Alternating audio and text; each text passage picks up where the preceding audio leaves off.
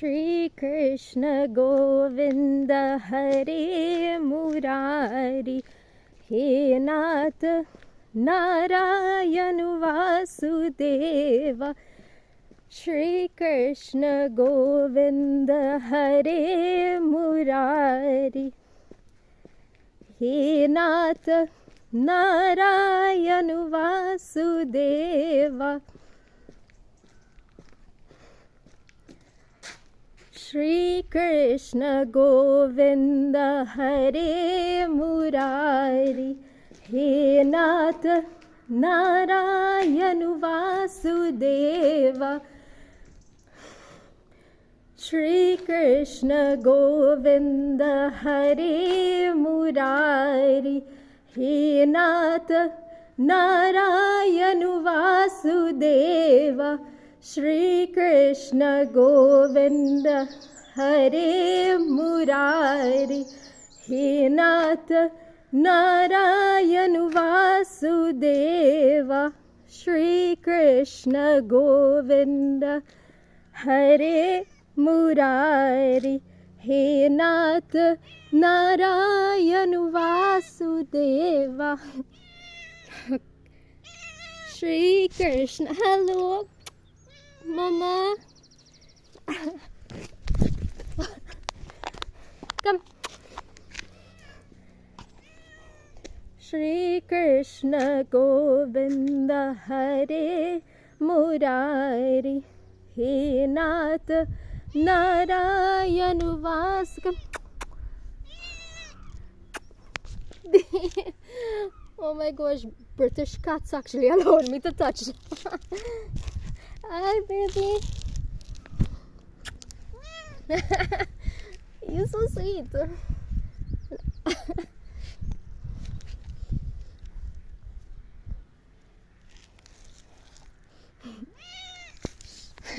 Shri Krishna Govinda Hare Murari. Always, I never liked cats when I was younger, but I told myself I always wanted a cat just for the experience of it.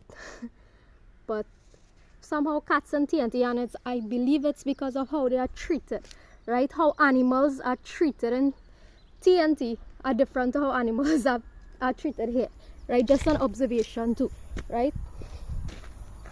Just an observation, and that's probably why animals in TNT or the cats, I never get a cat in TNT to play with me, right? So another nice surprise, cats and dogs. Right? A perk of teaching sociology on the outside, right? Right, so there's a Krishna bhajan. Shri Krishna Govinda Hare Murari. This is just a reminder that when I sing these songs, it's not to glorify any god or any idol, but it's to help people to bring out the Krishna in themselves, right? It's to help those who are on their journey, like I am, on their spiritual journey, to bring out the godlike qualities or the Krishna in ourselves, right? It's a way to inspire all of us to understand that we have the Jesus qualities in us, right? We have the Krishna qualities in us, right? And we have the qualities of the prophets in us, because like I always say, 7 or 8 billion of us are descendants of the prophets, right? It's not just Faris Alwari, the legal the guy who was the legal what you call it, in the Ministry of Legal Affairs or whatever in Trinidad, announced himself to be a descendant of the prophet, right? Faris, he had announced himself to be a descendant of the prophet, right? I don't know since when real prophets is actually, 1, work for the government, and 2, actually announce that they are a descendant of a prophet, right? If you are a descendant of a prophet, I could bet my bottom dollar, I could bet my last dollar that you're not going to be announcing that to to a whole country, right? You're not going to be announcing your prophet descendants, your descendants from a prophet. First of all, you will not be in that type of law, right? If you are a true descendant of the prophet, you will not be engaged in the type of law that you are engaged in, right? That is all I have to say about that, right? So in my last video, I would have discussed or introduced the topic of anarchy, right? Anarchy being the state of absolute freedom, right? And I would have contrasted it with what the government and mainstream media wants us to believe anarchy is, right? There's a particular definition of anarchy that we know, and that is chaos, right? Chaos.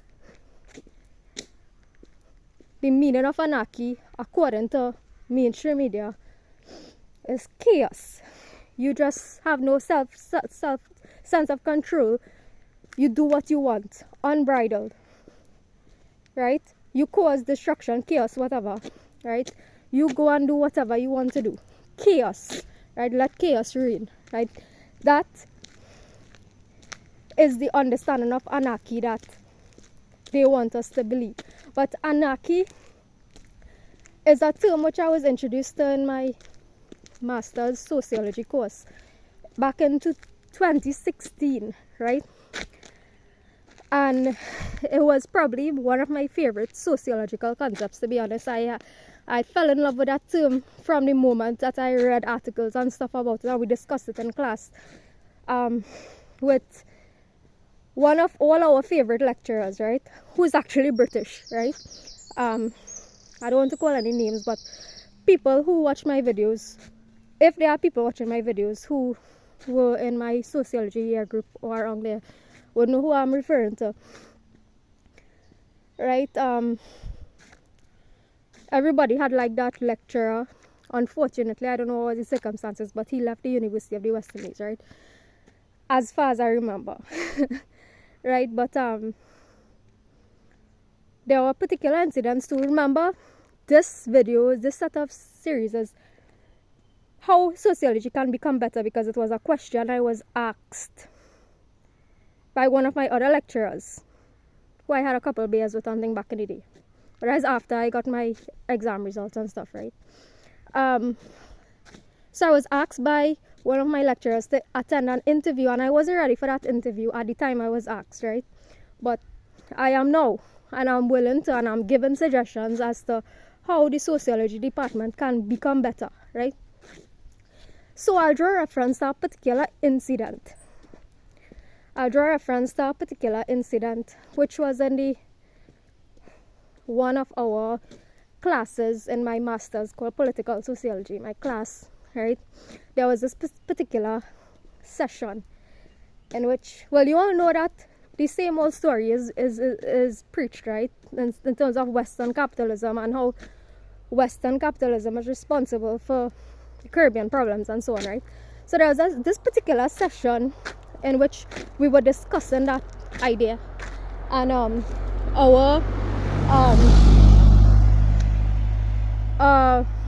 there was a heated discussion ensued, right? A heated conversation ensued, and there was this one man who chose to express an alternative view, which happens to be the views that I hold and are expressing, meaning that he doesn't think that the Western world is necessarily responsible for all our problems, right?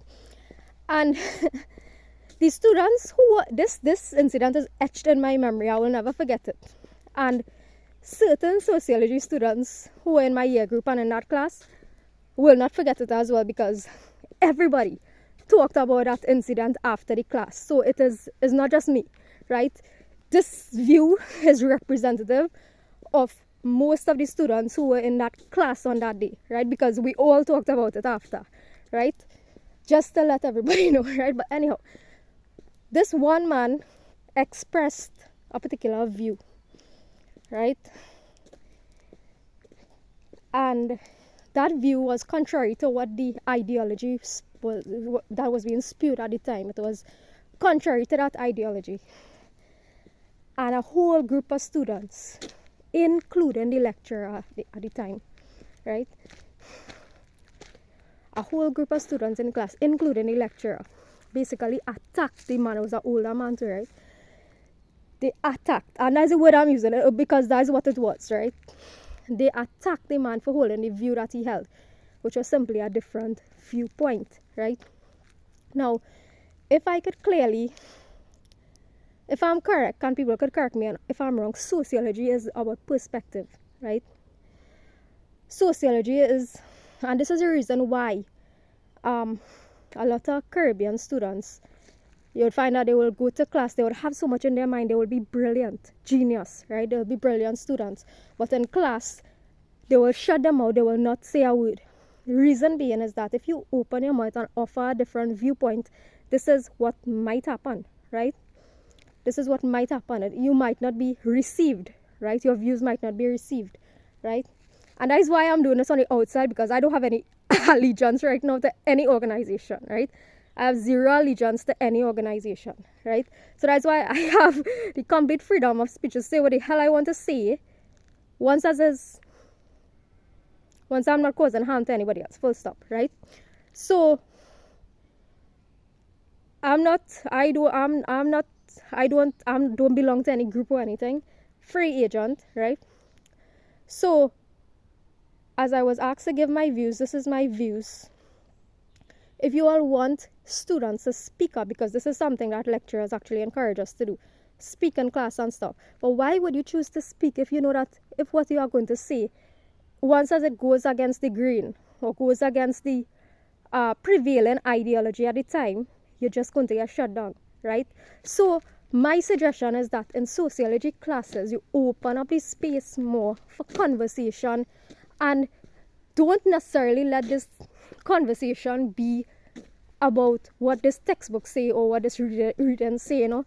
People's personal experience could give much more greater insight, and if you allow people to talk about their life experiences, sociology could actually grow into a much more beautiful thing, and you could bring out the concepts from these articles better and just let people talk, because sometimes that's all people really need to do, right? So sociology could actually be a healing space, something which psychology should have been doing, right? But because of this fragmentation of knowledge, and that is why there's a beautiful thing about spiritual law, it integrates all the disciplines together, so that you see, like in how behavioral sciences, psychology separated from sociology, history separated from everything, right? Everything is separated from everything, right? The beautiful thing about spiritual law is that it blends all of these things beautifully together, and in aligning with spiritual law, it gives you an opportunity to look at yourself, and in looking at yourself, you will understand psychology, you will understand sociology, you will understand history, right? In looking at yourself, you will understand psychology, you will understand sociology, you will understand history without reading a fucking textbook, right? Without reading a textbook.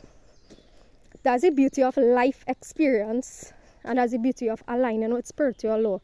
It forces you to look internally, and you understand yourself, right? You understand yourself in a way that nobody has understood you before, and nobody has been willing to understand you before. But the important thing is that you understand yourself, and you are willing to change, right? So that was my contribution to that aspect, to just open up this space more, and for people to stop being so fucking judgmental in Trinidad, right? Just let people speak and let people be, right? Simple. There's no need to be so freaking politically correct in classes either, and sociology more so, right? Stop being so politically correct about everything, because everybody know that once people go back to their spaces and their comfort zone and thing, it's a nothing like how it is being classes, right? It's nothing like how it is being classes, right? So why not just be open and be who you are, right? Like me, right? Like just today I was talking to my friend or my date who I was forced to separate from, left his ass in Trinidad, right? No, the universe forced us to separate until we make the relevant changes in our lives, right? So we were talking and we was like, you know, like Indian people, this fight for land so much, and we was like being grateful. Now we not like that, right? You all know there's a stereotype with Indian people in Trinidad and land, and Indian people will fight, and they will fight for land and carry land to their grave, right? They will fight and as though for a little piece of land and boundary where land is something, like if they are carrying that land to their grave, right? And we were just being like, you know, we were all grateful, we not like that. So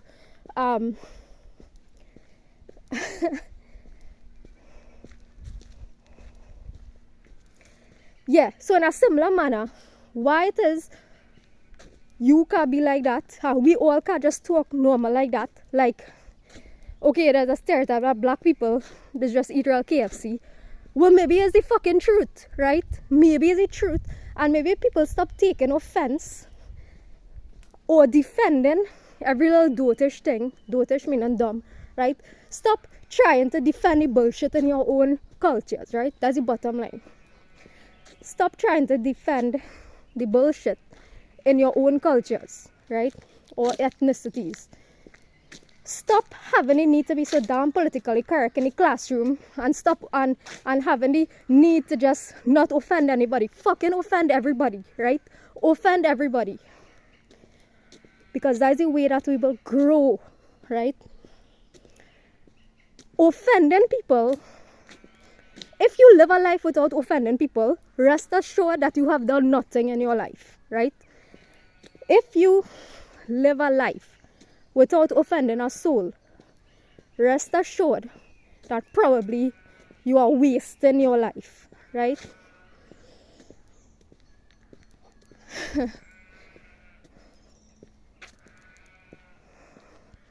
Because for truth to be spoken, truth to be heard, truth to be instilled in your consciousness, you must be willing to be offended, right? You must be willing to be offended and still be willing to take a look at what is being said and analyzing it. Is this true? Is this not true? If it is true and I'm offended, why am I offended by what is being said, right? Is it something that I could change? Is it something that I should change?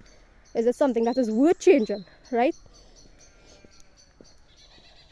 Things to ponder on, right?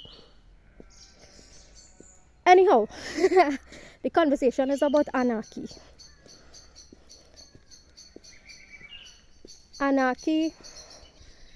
Conversation is about anarchy being the state of voluntarism, the state of offering our free time to help others to look at themselves, to change themselves so that they can go out and change others, they can go out and help others to change themselves, right? Simple.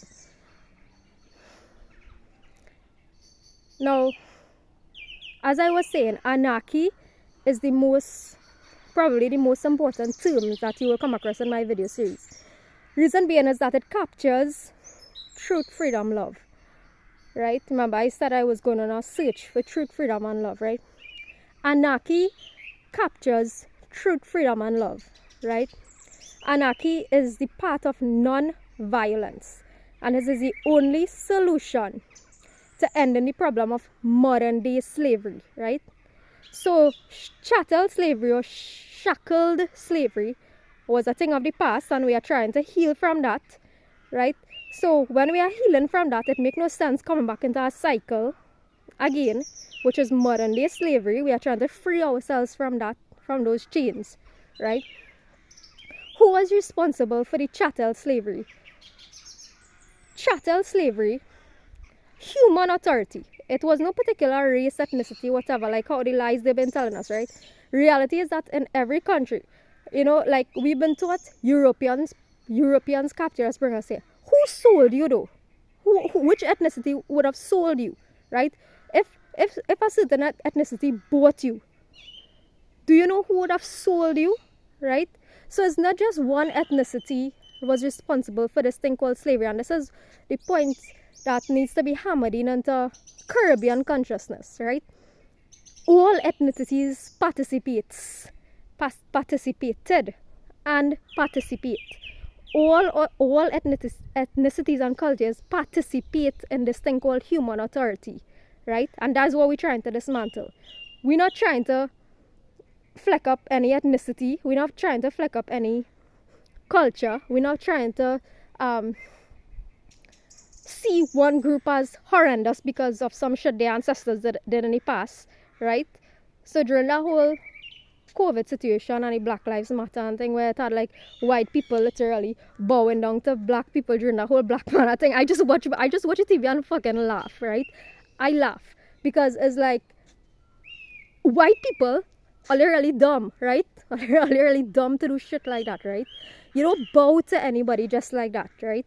That's not something you just do. Don't bow to any human beings like that unless it's somebody that you truly revere as, for example, your life partner or something like that. That's a different scenario. But to have somebody be like, oh, your ancestors shackled my ancestors in the past, now you have to bow to me, right? Are you crazy, right? You all crazy, right? So no so my point is that can we discuss these things in sociology class by chance? I just ask it, right? Thank God I'm not teaching again in the mainstream, right? But these are the things that how social engineers and lecturers and so on are also part of the social engineering. Get tied up, right? You could be how close you is to lecturers and thing, whatever, but they are actually part of the social engineering process. For example, that example I give with what happened with the white British lecturer and what had happened in that session where a lot of students in the class and the lecturer facilitated it, that the man was attacked for offering a different view, right? That should not have been facilitated. That should not have been allowed by the lecturer.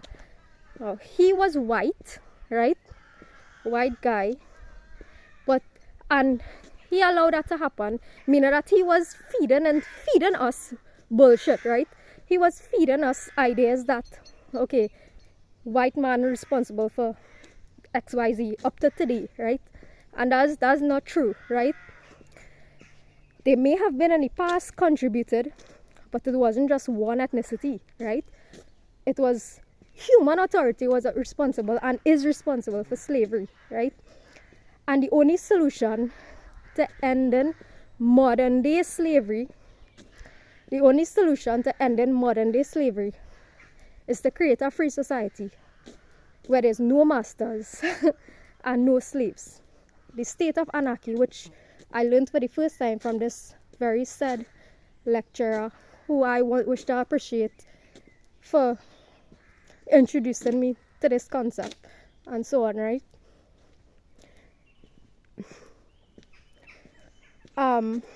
It was a topic that I truly enjoyed, and who would have known that years later I would have come across this again from somebody in a totally different field, from somebody who don't even believe that academia should be a thing, right?